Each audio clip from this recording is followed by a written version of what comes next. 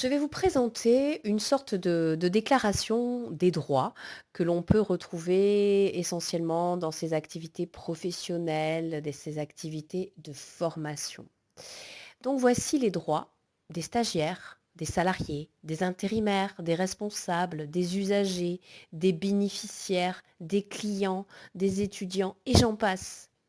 Chacun, chacune a le droit de se considérer comme unique, important et importante, a le droit d'être lui-même, d'être elle-même, a le droit d'être respecté et de demander ce respect, a le droit d'exprimer ses sentiments, ses émotions, a le droit de changer d'avis, de se tromper, a le droit de ne pas savoir, d'expérimenter, a le droit de ne pas plaire, a le droit de dire non, a le droit de refuser, a le droit de penser, a le droit de demander, d'envisager les choses pour lui, pour elle-même, a le droit de mettre fin à une relation, a le droit de respecter ses possibilités, a le droit d'avoir le temps nécessaire pour réaliser une tâche convenablement et en respect des acteurs, a le droit de poursuivre ses apprentissages, a le droit de développer ses talents en respectant soi-même, a le droit de se considérer comme autant important, importante qu'autrui.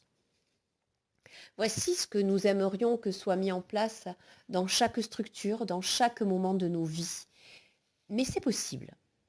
Alors voici ce qui peut faire frein à tout cela.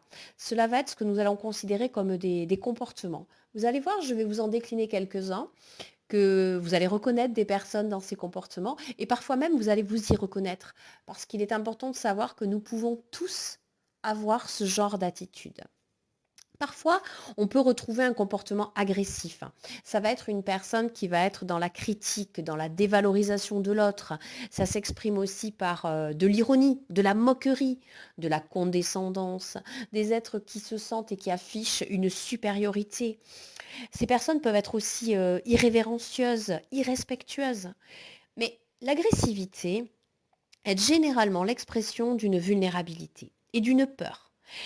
La personne a souvent des difficultés à faire face à une situation et l'agressivité va être utilisée comme un moyen de masquer, de cacher ses faiblesses, par peur qu'elles soient découvertes par les autres.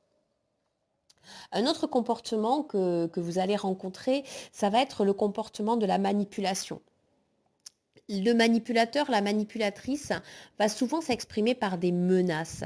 Elle peut aussi transformer la réalité, la subjectivité dans ses paroles. Il va y avoir de la simulation par rapport à des situations. Le manipulateur, la manipulatrice, hors situation pathologique, est une personne qui se protège, mais qui se cache également la vérité à elle-même. Elle met en scène un substitut d'identité qui lui semble plus affichable que sa propre identité dans les situations qu'elle vit. Une autre attitude, un autre comportement, la passivité. C'est un comportement où on va parler souvent de fuite, d'évitement. C'est une façon d'imaginer pouvoir se protéger. Ça va être souvent des personnes qu'on n'entend pas trop, qu'on ne voit pas trop, qui acquiescent, pardon, qui font profil bas. Et dans ces trois comportements, il y a des choses communes. Ça va être les difficultés à s'affirmer avec sérénité et authenticité. Dans l'agressivité, le dialogue est vécu comme un danger, un risque, voire une menace pour soi. C'est une menace de déstabilisation et de perte de crédibilité. Avec la passivité, nous allons être dans la difficulté à s'affirmer, qui va prendre le dessus. C'est la culpabilité de ne pas être à la hauteur. La personne est comme dans une vie par procuration derrière, à côté de l'autre. La manipulation est aussi une façon de se cacher la réalité, d'être dans un artifice du pouvoir sur l'autre. Le manipulateur, la manipulatrice est aussi en questionnement par rapport au respect qu'elle porte sur lui-même ou sur elle-même. Tous ces comportements sont comme des cottes de mailles, voire des forteresses, des protections construites. Et donc ces constructions sont extrêmement énergivores et vont manquer à la sérénité. C'est-à-dire qu'une des personnes qui adoptent un comportement agressif, de manipulation, de passivité, ben, ce sont aussi des personnes en souffrance et qui manquent de sérénité.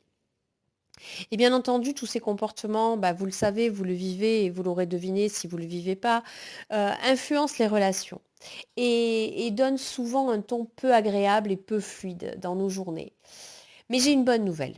Il y a un autre comportement qui, une fois que vous l'avez adopté, facilite la vie, facilite les relations et permet plus de respect pour vous-même et pour les autres. Et on va être plus dans l'application du juste droit des personnes au travail. Ce comportement se nomme l'assertivité. Quand vous êtes assertif, que vous adoptez ce comportement, vous allez être alors beaucoup plus attentif ou attentif à ce que vous dites et pourquoi vous le dites.